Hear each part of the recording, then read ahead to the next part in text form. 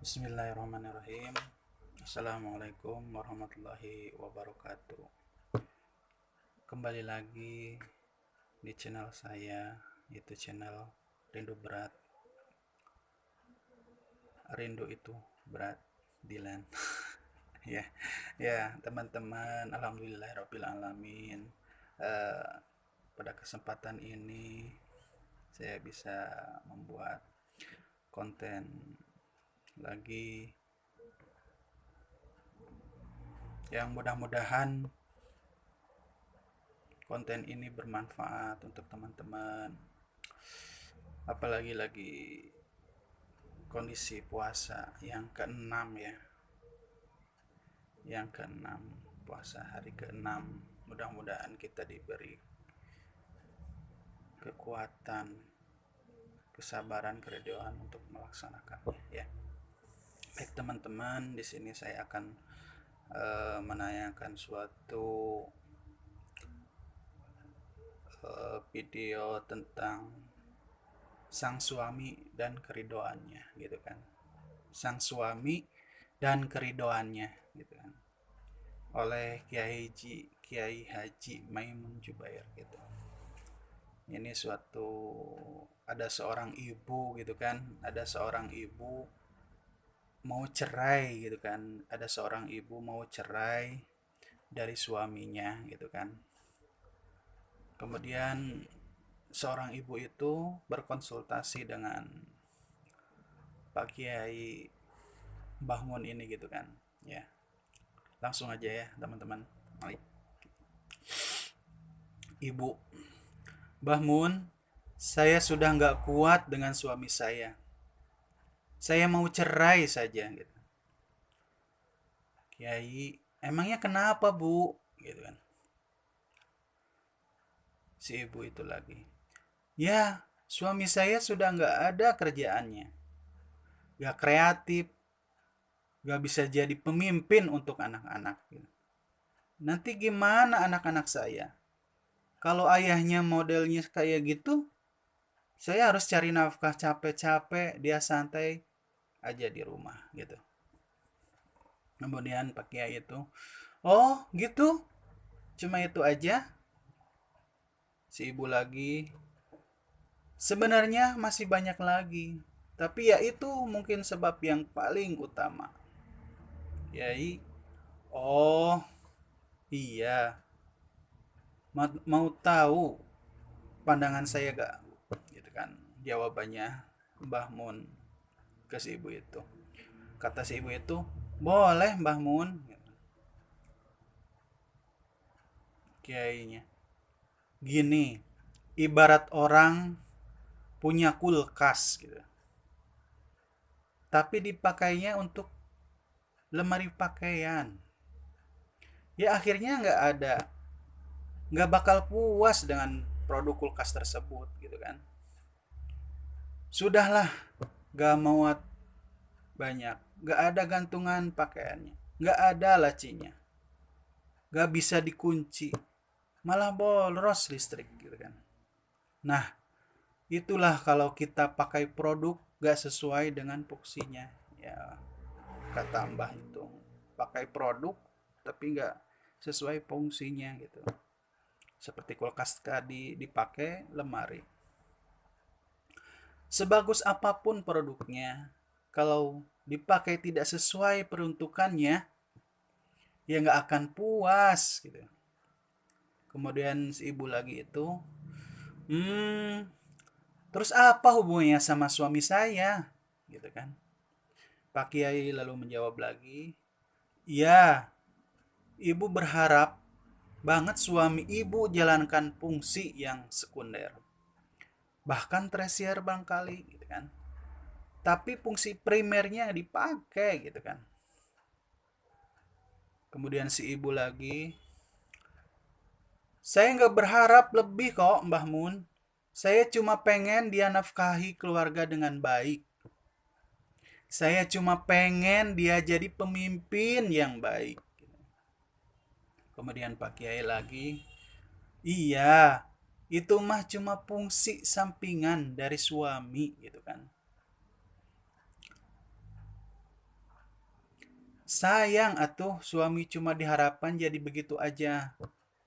Fungsi primernya yang paling utama malah nggak ibu harapkan dari dikejar gitu kan. Fungsi primernya apa gitu kan.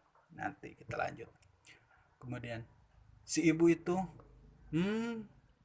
emang apa fungsi primer seorang suami gitu kan. Fungsi primer seorang suami itu apa? Kiai menjawab, fungsi primer suami ibu itu adalah untuk jadi tameng bagi dosa-dosa ibu di neraka gitu. Sang ibu dapat ridho dari suami, maka semua dosa ibu langsung dimaafkan sama Allah atas keridoan suami ibu. Jadi seorang suami duduk diam aja itu sangat manfaat untuk ibu.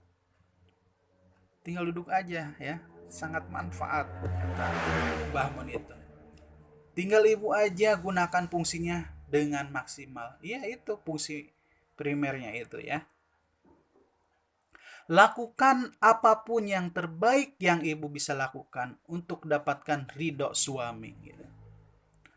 Dalam sebuah hadis sahih disebutkan, ayyuman roatin matat wajauha an rodi dakhalatil jannah.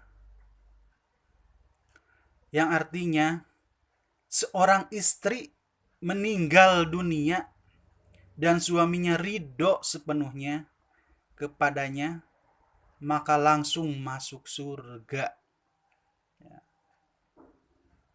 Selebihnya itu cuma fungsi-fungsi sekunder dari suami. Kejar dulu yang utama ini ya. Primer itu yang utama tadi ya, keridoan seorang suami. Suami nggak kerja ya nggak apa-apa.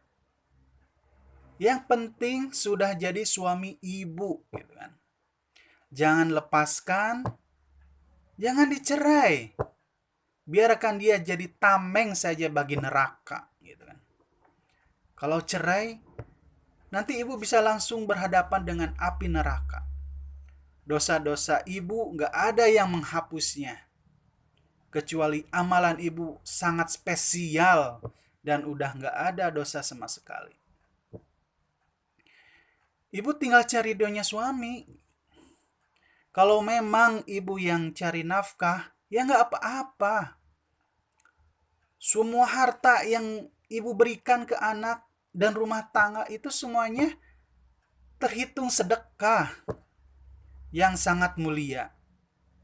Jauh lebih mulia daripada sedekah ke anak yatim. Kemudian si ibu pun bertanya lagi, kok bisa lebih mulia dari anak yatim? Bagaimana gitu kan?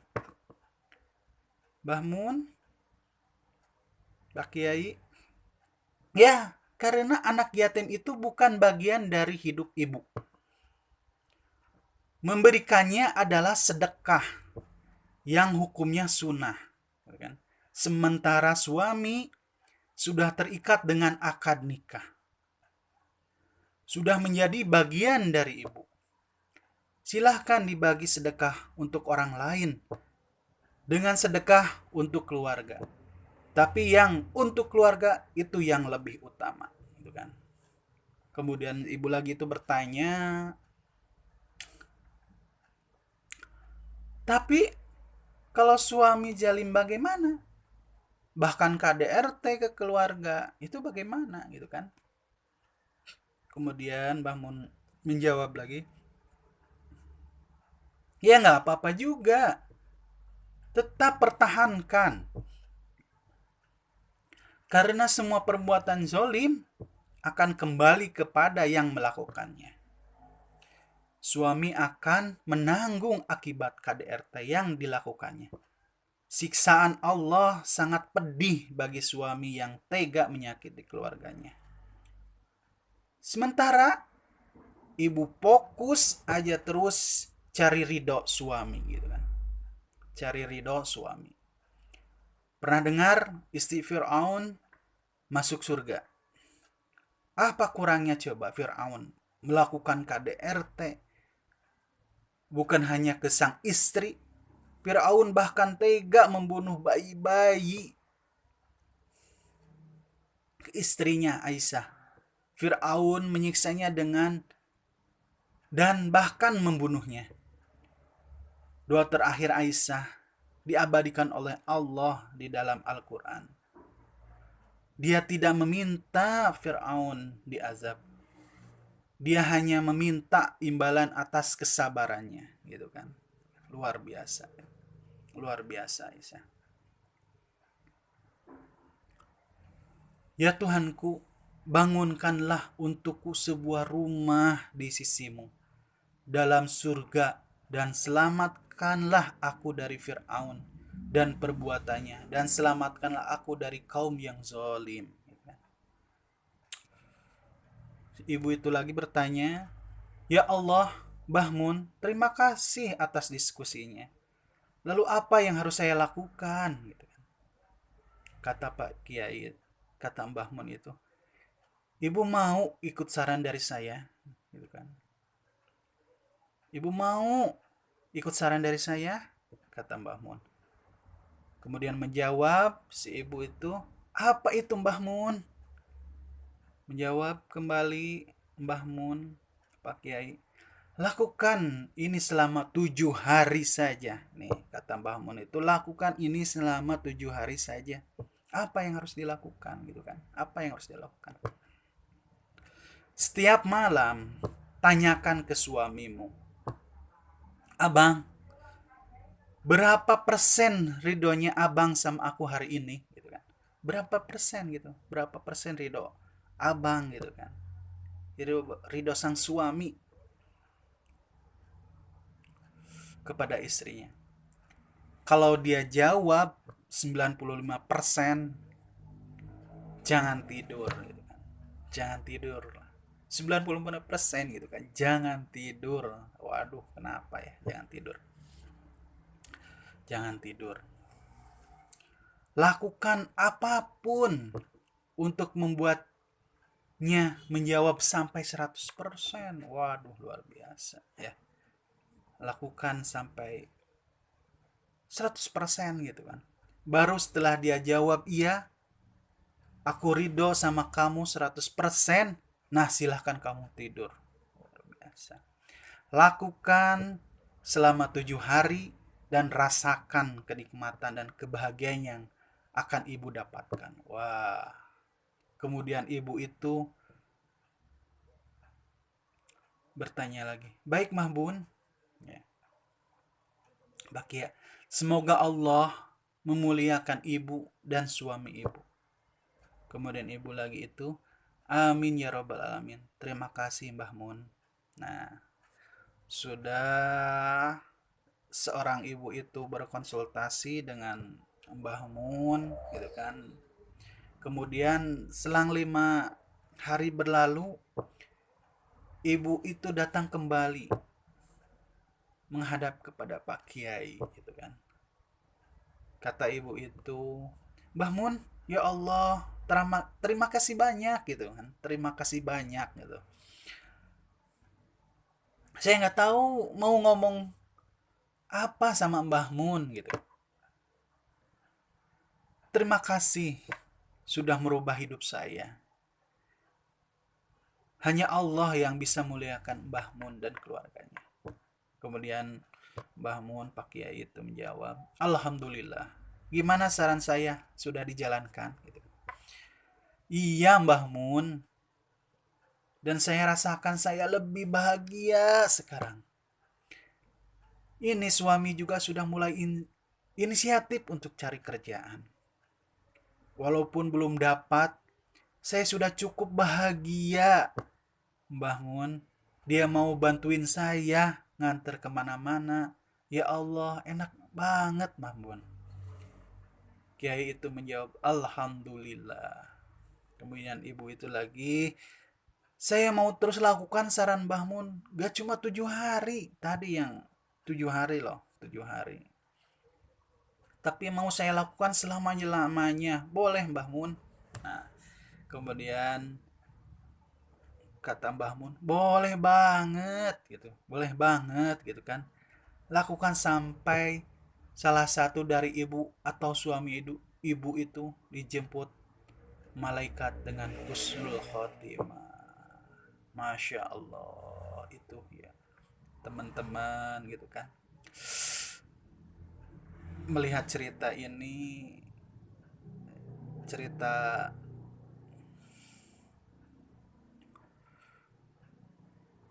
tentang sang suami gitu kan, dan keridoannya gitu kan, ketika seorang ibu gitu kan berkonsultasi kepada seorang kiai, kepada seorang ulama, kepada seorang Mbah Mun tentang kehidupannya gitu kan, tentang ingin menceraikan suaminya gitu kan, ingin menceraikan suaminya. Kemudian mereka gitu kan berdiskusi gitu kan. Si ibu itu berkonsultasi kepada Mbah Mun itu. Kemudian si ibu mendapatkan jawaban dari Mbah Mun gitu kan. Kemudian si ibu itu melaksanakan saran dari Pak Kiai itu luar biasa. Luar biasa sekali. Intinya suatu keridoan gitu kan. Intinya suatu keridoan gitu kan. Keridoan suami gitu kan. Kenapa hanya suami saja gitu kan? Intinya suami itu adalah pemimpin gitu kan. Bahkan Mbah Mun itu mengatakan gitu kan, kalau suami kita gitu kan hari ini belum ridho sepenuhnya gitu kan, jangan tidur, jangan tidur sebelum 100% gitu kan. Wow gitu kan, sebelum 100% itu jangan jangan tidur gitu kan. Walaupun 95% itu tinggi sekali ya, tinggi sekali gitu kan, tinggi sekali itu, luar biasa.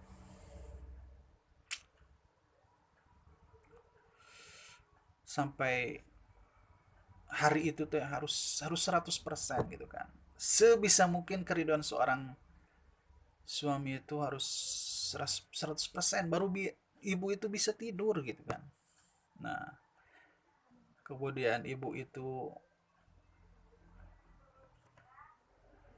melakukan sampai nggak hanya 7 hari gitu kan, lebih bahkan dia, mungkin saking dia rasakan gitu kan, dia rasakan saking ya efektifnya gitu kan, efektifnya gitu kan, luar biasa gitu kan. Nah begitu teman-teman, itu suatu apa,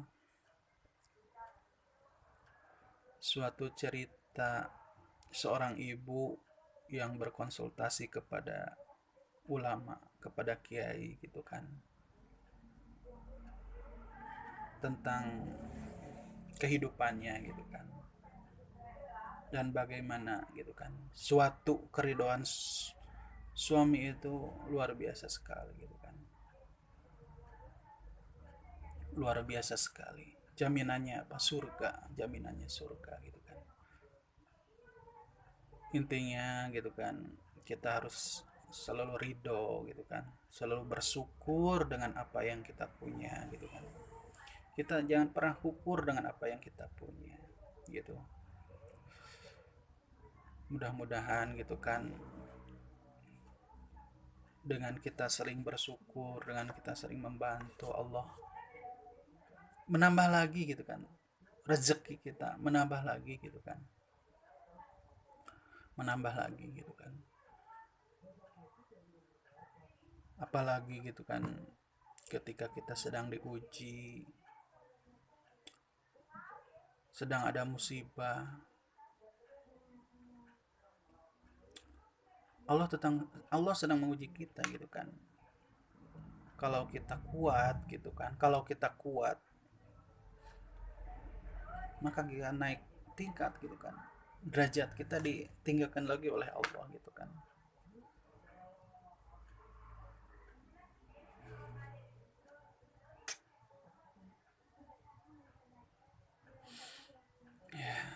Begitulah.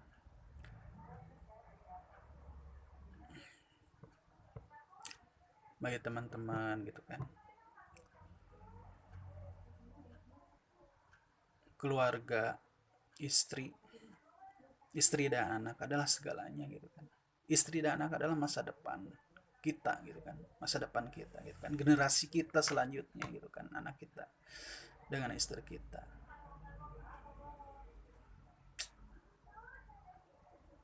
Selalu, mudah-mudahan kita selalu bersama dengan keluarga kita gitu kan, selalu bersama dengan mereka, suka duka selalu bersama dengan mereka gitu kan. Nah teman-teman, mohon maaf gitu kan apabila pada tayangan ini ada salah kata,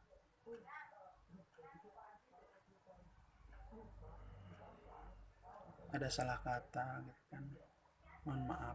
Mudah-mudahan kita selalu dilindungi oleh Allah Subhanahu wa taala. Nah, begitu teman-teman. Mudah-mudahan tayangan video ini bermanfaat gitu kan. Lebih membukakan lagi gitu kan pikiran kita, hati kita untuk lebih menjadi yang lebih baik lagi gitu kan ke depannya. Namanya kehidupan kita nggak pernah tahu gitu kan. Nggak ada jaminan kehidupan itu kan. Mau mau muda gitu kan, mau tua, kalau sudah waktunya